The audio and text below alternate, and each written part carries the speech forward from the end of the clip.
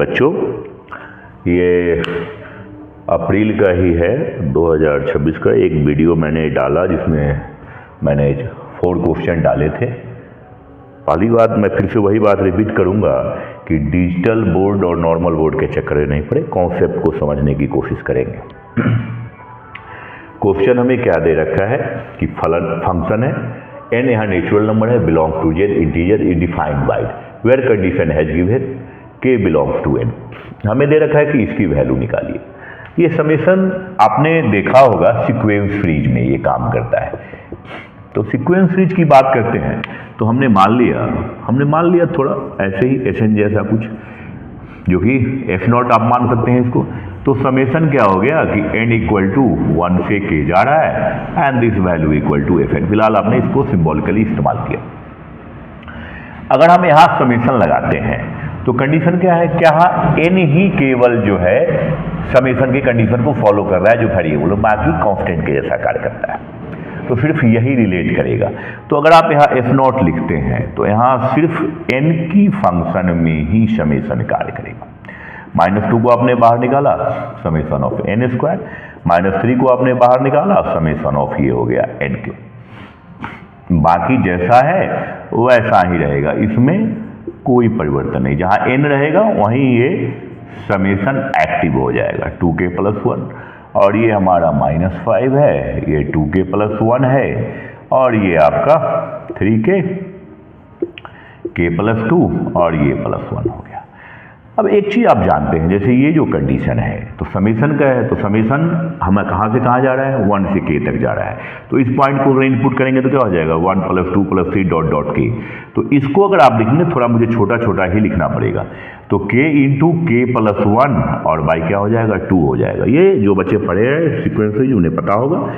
तो सिग्मा बोलते हैं, समेशन बोलते हैं, summation of n where n equal to 1 to k and that means कि 1 + 2 प्लस यहाँ क्या हो जाएगा, 1 स्क्वायर 2 स्क्वायर 3 स्क्वायर भी क्या हो जाएगा, n स्क्वायर है। तो इसका फॉर्मूला क्या हो जाएगा, ये हो जाएगा k × k + 1 × 2k + 1 और नीचे क्या हो जाएगा, 6 हो जाएगा। और NQ की कंडीशन हम जानते हैं, क्या हो जाता है कि n × n + 1, यहाँ k है, k तक जाएगा तो क्या हो जाएगा, k × k + 1 और बटा 2 का ये क्या हो गया, होल स्क्वायर हो गया। और बाकी जो टर्म है वो जैसा है वैसा ही रहेगा, उसमें हमें कोई परिवर्तन नहीं होगा। थोड़ा कंजस्टेड होगा हल्का सा, 3k + 1 आप देख रहे हैं जो है वही हमने यहाँ रिपीट किया है। तो 3k और ये क्या हो जाएगा, 2k + 1। यहाँ भी वही है, क्या हो जाएगा, ये आपका -5 है और ये हो जाएगा हमारा 2k + 1। थोड़ा जूम करके आप देख लीजिएगा, ये थोड़ा मैं यहाँ लिख देता हूँ, ये थर्ड टर्म जगह कम पड़ रहा है थोड़ा। तो 3k हो गया और ये k + 2 और ये हो गया +1। बाकी सब बेसिक है। यहाँ पर मॉड का जो लाइन है वो थोड़ा सा हमने ऐसे खींच दिया, थोड़ा कंजस्टेड हल्का सा हुआ। अब इसको आप सोल्व करते हैं तो आप गौर करते हैं कि ये सारी पॉइंट इसमें है, तो आप कॉमन ले लीजिए। तो कॉमन लेंगे तो कंडीशन क्या हो जाएगा, यहाँ पर तो हम इसको एडजस्ट कर सकते हैं।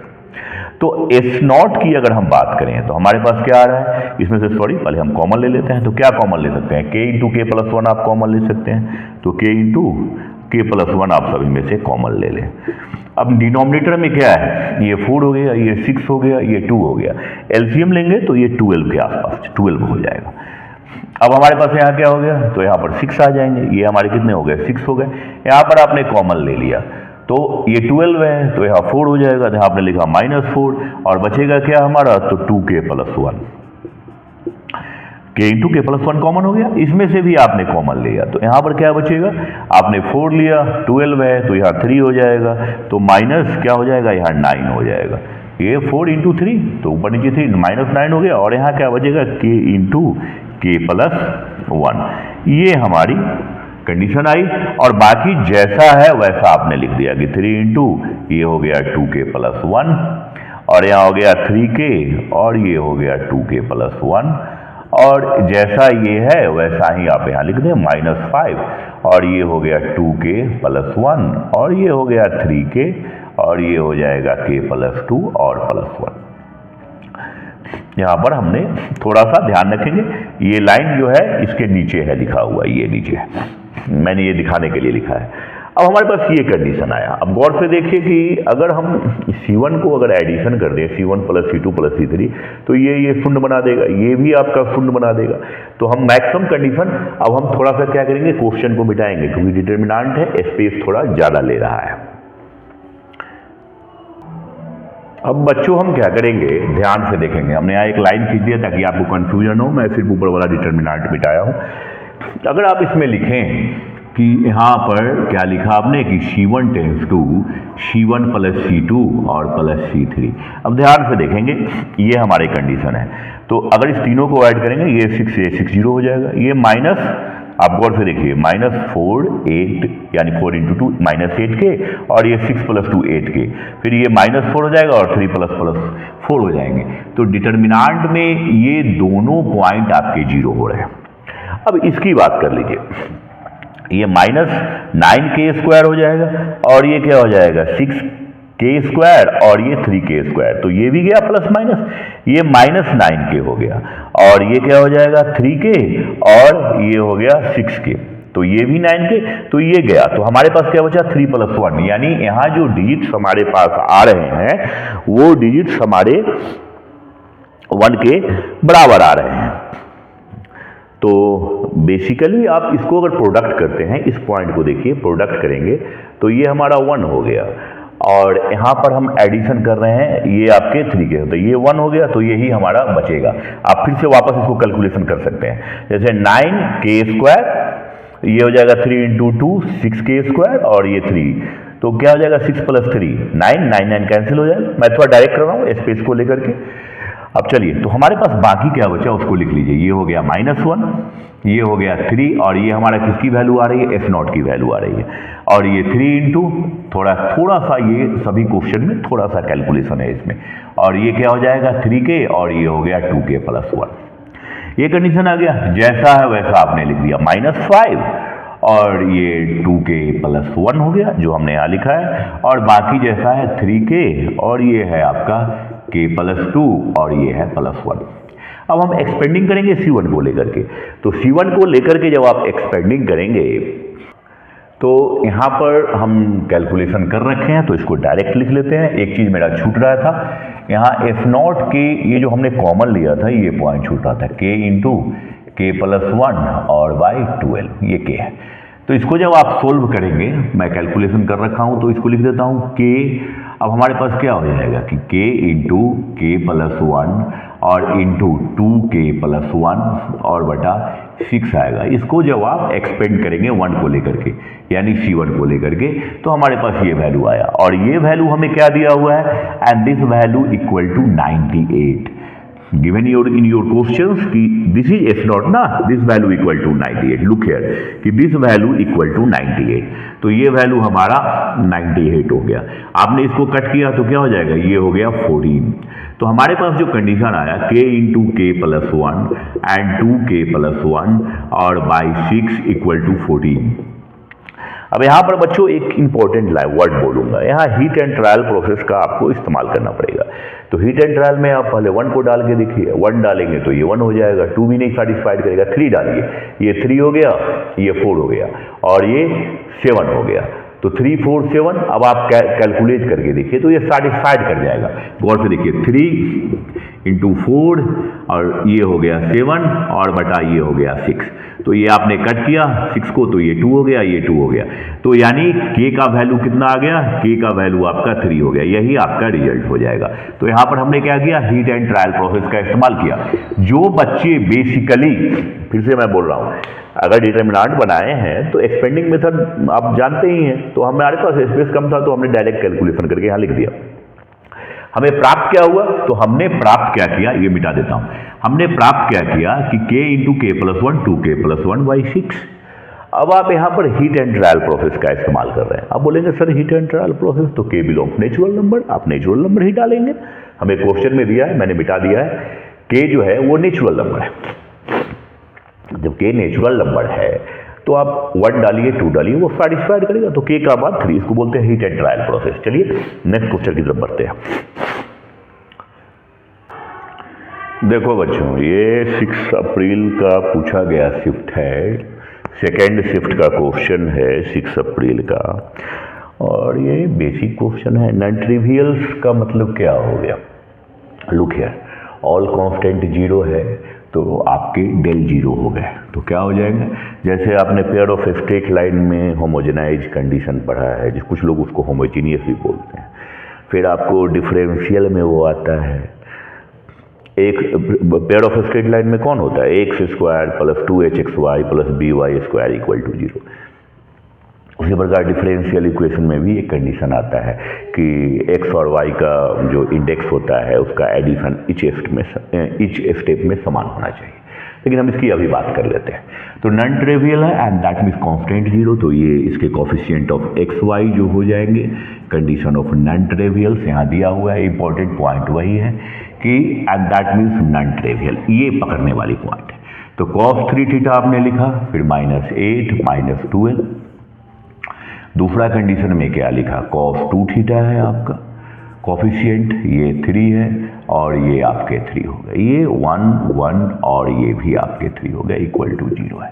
ये हमारा 3z है, इसको 32 मत समझिएगा, थोड़ा z जो है वो 2 जैसा पता चलने लगता है कभी कभी। और बाकी देखिए यहाँ पर एक मिसप्रिंट है, यहाँ पर हमने z लिखना है, ये माइनस ये z है, इसको थोड़ा सा मैं बीच से क्रॉस कर देता हूँ ताकि आपको लगे कि ये z है। क्लियर? अब ये कंडीशन हमें दिया है तो आप क्या करेंगे? सिंपल है कि एक्सपेंडिंग मेथड लगा दें।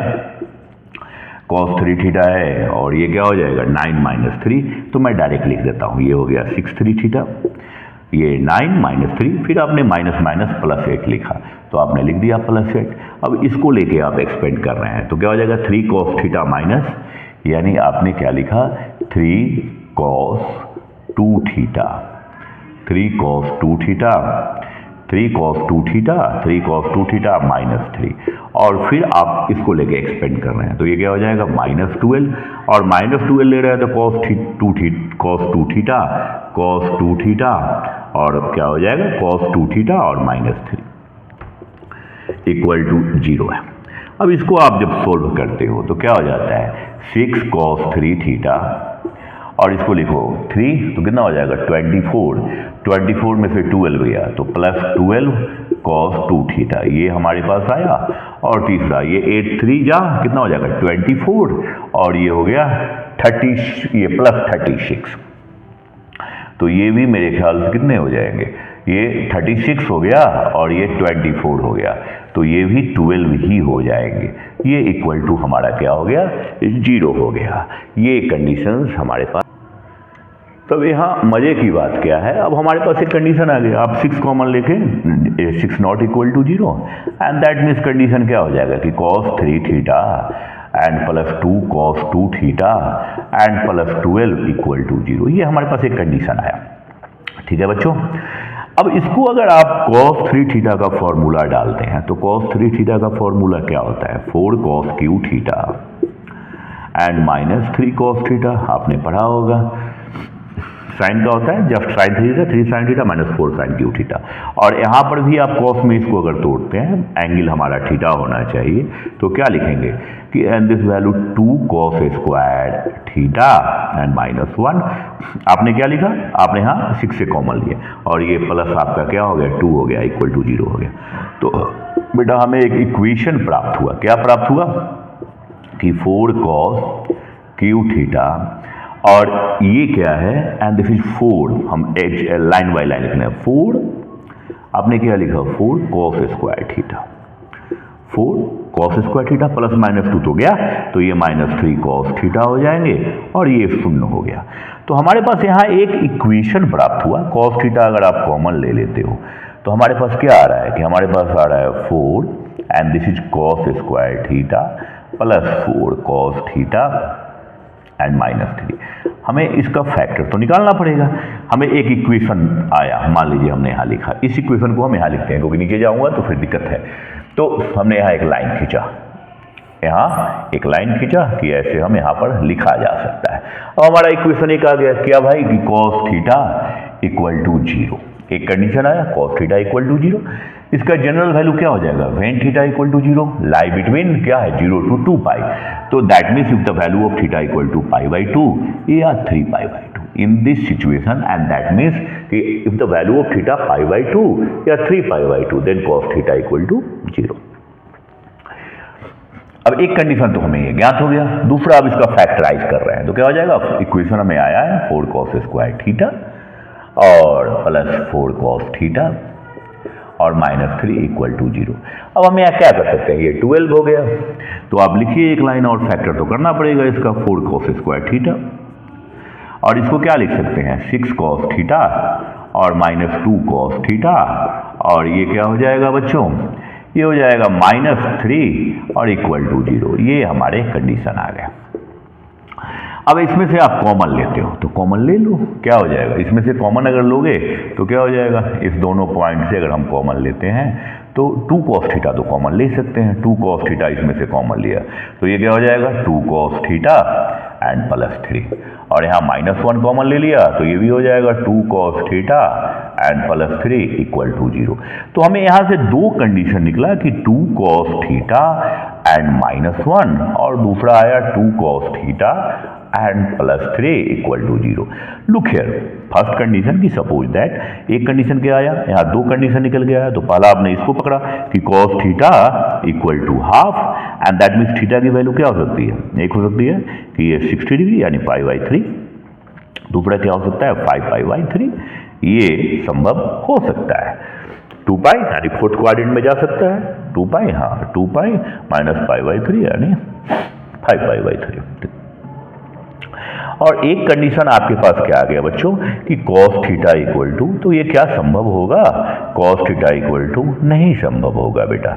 तो cos थीटा अगर -3/2 आ रहा है नॉट पॉसिबल, तो हम लोग क्यों बोलते हैं नॉट पॉसिबल कि cos थीटा की जो लाइनिंग कंडीशन होती है वो क्या होता है, हम जानते हैं कि cos थीटा यानी इसका जो रेंज होता है तो cos theta less than equal to 1 and greater than equal to -1। cos theta हमें इसके बीच में घूमता हुआ दिखता है, इसकी जो क्षमता है, औकात है, रेंज बोलो जो भी बोलो ये। तो हमारे पास ये 4 वैल्यू आया। अब हमें रिजल्ट क्या कह रहा है निकालने के लिए, ये बड़ा इंपॉर्टेंट पॉइंट है। कह रहा है कंडीशन क्या है कि the sum of all possible value lie between theta to 2 pi. तो अब इस चारों का जो हमारा सम होगा वही हमारे रिजल्ट को दिखाएंगे। The sum of all value of theta क्या आ रहा है बच्चों, अब अगर आप देख रहे हो तो थीटा में अगर आप समेशन भी लगा दो जो भी है, वैल्यू तो हम लिख देते हैं, तो sum of all value of theta, तो थीटा का मान कितना हो जाएगा pi by 2 plus 3 pi by 2 plus pi by 3 plus 5 pi by 3। अब यहाँ देख लीजिए क्या क्या आएगा, तो ये हो गया आपका क्या 3 पाई 4 पाई, तो ये 2 पाई हो गया, यहाँ 6 पाई, ये भी 2 पाई। तो बच्चों हमारा जो रिजल्ट होगा वो हमारा रिजल्ट क्या हो जाएगा 4 पाई हो जाएगा। ये आपका 2 पाई दे रहा है, 4 पाई बाई 2 और 6 पाई बाई 2, 3 दूनी 6, तो ये हमारा ऑप्शन कितना हो जाएगा, ऑप्शन जो हमारा हो जाएगा बच्चों ये आपका ऑप्शन ए हो जाएगा। हमने क्या किया, थीटा की सारी वैल्यू को निकाल करके, यहाँ कुछ नहीं करना था, पहला कंडीशन की सारे आपके कांस्टेंट 0 है तो नॉन ट्रिवियल कंडीशन है, फिर हमने उसको लिखा 0 से इक्वेट किया, cos थीटा को लेके सोल्व किया, और लास्ट में हमने एंगल निकाला 0 से पाई के बीच में। तो एक तो आपका -3 पाई बाई 2 सेटिस्फाइड ही नहीं करेगा क्योंकि theta cos theta always greater than -1, तो ये -3/2 जा रहा है, पॉसिबल ही नहीं करेगा। तो बाकी जो ये 4 वैल्यू जाए उसको आपने जोड़ दिया तो ये 4 पाई हो गया। बहुत बेसिक है, आप अगर ध्यान से देखेंगे तो मुझे लगता है कि ये मुश्किल नहीं है। देखो बेटा क्वेश्चन में कोई दम नहीं है, इसको हमने डिस्कशन किया था, कॉन्सेप्ट भी डाला हुआ है क्रैमर रूल का। तो यहाँ आप ध्यान देंगे ये इंपॉर्टेंट लाइन है, no solution. Correctly let alpha beta belongs R and such that the system of linear has no solution, then find the value of beta by alpha, and this question asked 2 April 51 and 2026। No solution का मतलब आप जानते हैं, del equal to 0। हमने क्या बोला था कि del X del Y and del Z anyone not equal to 0 and del equal to 0, and that means condition will be no solution. तो ये हमारे कंडीशंस हो जाएंगे नो सॉल्यूशन के। तो क्लियर हो गया कि no solution and that means कि डेल इक्वल टू 0। तो 1 2 क्या हो गया, 1 हो गया, और 2 1 अल्फा और 8 1 और ये beta and this value equal to 0। इसको अगर हम सोल्व करना चाहें तो आप एक्सपेंड भी कर सकते हैं और इक्वल टू 0 भी कर सकते हैं। तो हम इसको डायरेक्ट लगा लेते हैं। कंडीशन क्या लगाते हैं कि अगर हमारे पास ये C2 है तो क्या लिखें, C2 tense to C2 minus 2C1। हमने इसको 0 किया, और दूसरा condition C3 tense to C3 minus C1 लिख सकते हैं। आप डायरेक्ट भी कर सकते हो, 1 2 और 8। ये कंडीशन तो 0 हो गया। हमने लिखा 2C1 तो ये -3 हो जाएंगे। ये हमारे -3 हो गए, 1 - 4, और ये 1 माइनस कितने हो जाएंगे, 16, यानी -15 हो गए। ये हमारे -15 हो गए। यहाँ पर आपने क्या लिखा, C3 माइनस C1 एंड ये 0 हो गया। यहाँ पर आपने क्या लिखा, अल्फा -2, और यहाँ क्या लिखा, beta -8 equal to 0। C3 minus आपने C1 की कंडीशन को इनपुट किया। अब देखिए हम इसको लेके एक्सपेंड कर देते हैं कि एक्सपेंडिंग बाय फर्स्ट कॉलम। तो आपने क्या लिखा, एक्सपेंडिंग बाय C1, आपने सॉरी R1। तो R1 को लेके आपने एक्सपेंड कर दिया, तो यहाँ तो केवल 1 कांस्टेंट। तो हमारे पास क्या हो जाएगा कि माइनस, अब डायरेक्ट लिख दीजिए, -3 इंटू बीटा -8, ये बीटा -8 है, और माइनस प्लस 15 इंटू अल्फा -2 और इक्वल टू 0। हमारे पास कंडीशन क्या हो गया कि -3 बीटा, और ये हमारे पास कितने हो गए कि ये हो जाएंगे -24, माइनस प्लस हो गया। आपने इसको कैलकुलेट किया, हमने यहाँ सब्ट्रैक्ट किया। अब हमारे पास क्या हो जाएगा, +15 अल्फा और -30 इक्वल टू 0। अब आपके पास कंडीशन क्या आ रहा है कि ये जो कंडीशन आया क्या हो जाएगा, -3 बीटा प्लस, अब ये तो सब्ट्रैक्ट हुआ, तो आप पहले लिखिए 15 अल्फा, और ये आपके सब्ट्रैक्ट हो गए, तो कितने हो जाएंगे, -6 इक्वल टू 0। ये हमारे पास एक कंडीशन निकल करके आया। एक छोटी सी क्वेश्चन में मिसप्रिंट हो गई है। यहाँ पर हमारा 4y है, मुझे लगा कि कुछ गलत जा रहा है, ये 4 है, यहाँ पर 4 है, तो यहाँ भी 4 हो जाएगा। अब ये 4 हो जाएगा तो हमारे पास कंडीशन बदल जाएंगे। तो 4 से अगर आप 16 को सब्ट्रैक्ट करो तो ये हो जाएगा -12। बाकी और परिवर्तन नहीं होगा, जहाँ C2 है बस वही में एक पॉइंट चेंज कर गया। मैंने क्वेश्चन में यहाँ 4 छूट गया था मुझसे। अब यहाँ पर हमने क्या लिखा कि ये माइनस, अब आपने कैलकुलेट किया गया, ये तो सही है, -3 और बीटा -8, और ये माइनस प्लस हो गया, और यहाँ ये 12 हो गया। तो ये हमारे 12 हो गए, और ये 12 हो गया, तो ये कितने हो जाएंगे, 24 हो जाएंगे। 24 हो जाएंगे, तो ये हमारा क्या हो गया, कैंसिल हो गया, 24, ये दोनों सिमिलर है तो चला गया, इक्वल टू 0, और ये हमारा 12 है। अब आप देख रहे हैं हमें निकालना क्या है, हमें बीटा बाई अल्फा निकालना है। तो हमारे पास कंडीशन क्या हो गया कि 12 अल्फा इक्वल टू 3 बीटा। तो अगर आप इसको निकालना है बीटा बाई अल्फा, तो बीटा बाई अल्फा को अगर डिवाइड करते हैं तो क्या हो जाएगा, इक्वल टू हो जाएगा ये 4। तो यही हमारा रिजल्ट हो गया। ऐसे इसको आप चेक कर सकते हो डाल करके, तो ये सैटिस्फाइड नहीं करता है। अगर सेकंड में डालेंगे तो फर्स्ट को नहीं आता, तो कंट्राडिक्शन की बात करते हैं थोड़ा सा। तो बीटा बाई अल्फा क्या हो जाएगा, आपका रिजल्ट क्या हो जाएगा, 4 हो जाएगा। तो बहुत बेसिक सा कंडीशन है, ज़्यादा सोचना नहीं है। हमें बीटा बाई अल्फा ही पूछ रहा था, हमने बीटा बाई अल्फा निकाल लिया, कोई साइड चेक करने की विशेष। तो यहाँ पर आपने देखा, हमने थोड़ा सा यहाँ पर क्या किया, क्वेश्चन लिखते समय ये 4 छूट गया था। तो बेसिक है, नॉन ट्रिवियल है, सॉरी नो सॉल्यूशन है। नो सॉल्यूशन में क्या डेल 0 हो जाता है, और डेल एक्स डेल वाई और डेल जेड में से कोई भी एक नॉन 0 रहेगा, तो ये नो सॉल्यूशन का केस बनाता है। तो आपने इसको इनपुट किया और सिंपल सोल्व किया, तो हमारा रिजल्ट आ गया।